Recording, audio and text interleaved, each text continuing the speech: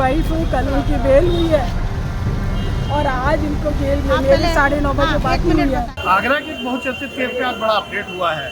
कुछ दिनों पहले यहाँ सिकंदरा थाने में एक मुकदमा दर्ज कराया गया था, जो यहाँ के कुछ कारोबारियों द्वारा दर्ज कराया गया था, राणा एंड अदर्स के द्वारा, और उसमें पूर्व कैप्टन विजय तोमर को जेल हुई थी। कल ही उनकी जमानत हुई हाई कोर्ट से और आज उनकी डेथ हो गई है। संदिग्ध परिस्थितियों में ये जेल परिसर के अंदर मृत्यु हुई, ऐसा परिजनों का कहना है। कभी उनको हार्ट प्रॉब्लम नहीं हुआ, हार्ट अटैक नहीं हुआ, कुछ नहीं हुआ। 10 बजे इनका बात हुआ, उनका कल बेल हो गया था। आज उनको शाम को फ्री होना था या कल सुबह 10 बजे बात हुई। उन्होंने कहा मैं 12 बजे फिर फ़ोन करूँगा। हमारे पास 1 बजे फ़ोन आता है जेल से, डायरेक्ट नहीं, किसी के थ्रू के जेलर का फ़ोन आया है, आप जो हो डिस्ट्रिक्ट हॉस्पिटल पहुँच जाओ, कर्नल तोमर की हालत सीरियस है। हम लोग वैसे ही उठ के चल दिए। जब चल दिए रास्ते में आया नहीं, आप एसएन हॉस्पिटल पहुँचे। फिर हम डिस्ट्रिक्ट हॉस्पिटल क्रॉस करके इधर आए। यहाँ आके देखा तो वो बाहर ही थे। हमने पूछा क्या हुआ, डॉक्टर ने बताया, उसने कहा कुछ नहीं कर सकते, ये ब्रॉड डेथ। तो मेरा सवाल ये है, उनके सिरिंज चढ़ी हुई है आदमी। मेरा ये है कि जब जेल में अगर आपको लगा तबीयत खराबी, आपने हमें उसी समय क्यों नहीं इंटीमेट किया? यहाँ आप उनको डेथ ला के हमको बता रहे हो कि ये केस हो गया। आपने 1-1.5 घंटे क्या किया उनके साथ?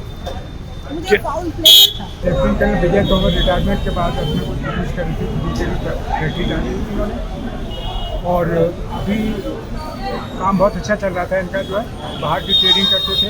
इन्होंने फायर टेंडर्स भी बाहर एक्सपोर्ट किए थे, गाड़ियाँ भी एक्सपोर्ट की थी, लेकिन कोरोना के बाद थोड़ा सा हल्का हो गया था काम। तो इनको 2 ऑर्डर मिले थे, एक थाना पुलिस का जूतों का और एक सिक्किम पुलिस का। तो वो ऑर्डर इन्होंने जो है इनको ये इन पर काम नहीं था, राना ओवरसीज पर। तो इन्होंने रिक्वेस्ट किया कि भाई हमें कोई काम है तो दे दो।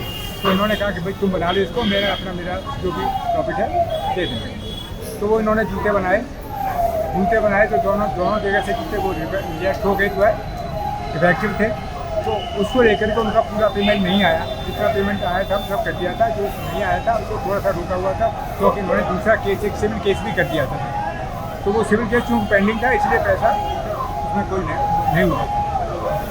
और उसी चक्कर में इन्होंने एक क्रिमिनल केस भी डाल दिया, और क्रिमिनल केस में इनको जो है 23 जुलाई से ये अरेस्ट हो गए थे। और उसी केस में यहाँ से डिस्ट्रिक्ट कोर्ट से ये नहीं हुई थी, तो हम लोग हाई कोर्ट गए थे, और हाई कोर्ट ने कल 9 तारीख को बेल ग्रांट कर दी थी। और आज पेपर के लिए वहाँ आदमी रुका हुआ था उनका सर्टिफाइड कॉपी लेने के लिए, वो अभी आ नहीं पाए हैं।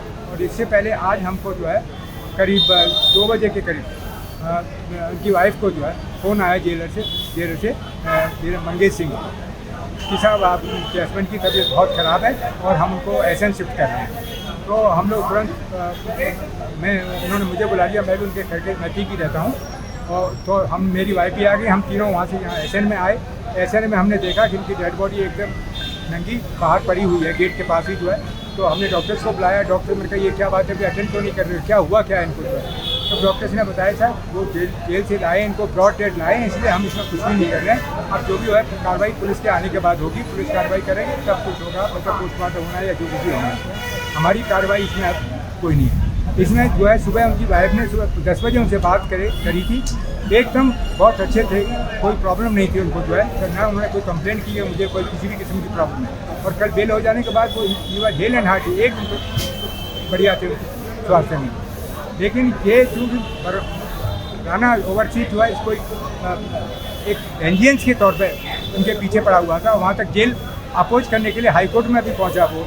तो हम सस्पेक्ट करते हैं इसमें कि कुछ न कुछ फाउल प्ले हुआ है, और इसकी एक इंडिपेंडेंट इंक्वायरी एक तो पोस्टमार्टम सिंगल आदमी ना करे, इसका बोर्ड इसका पोस्टमार्टम करे, और इसकी एक इंडिपेंडेंट इंक्वायरी होनी चाहिए कि साहब इनकी ऐसी डेथ कैसे हुई। क्या लगता है आपको कि किस पे आरोप हो सकता है, कौन इस मामले में? हम तो इसमें सस्पेक्ट कर रहे हैं कि मतलब कुछ ना कुछ जो है कोई बात हो सकती है। तो राना ओवरसीज के जो है ये राना या उनके परिवार के सदस्य कोई, हाँ, क्योंकि इस शिद्दत के साथ वो इनको परेशान करने ऊपर लगे थे। इन्होंने 3 केस करवाए एक ही लेन देन के मामले में, एक चेक बाउंस का करवाया, एक ये क्रिमिनल केस करवाया 4/409 का, और एक जो है MSME में इन्होंने पैसे की रिकवरी के लिए केस करवाया।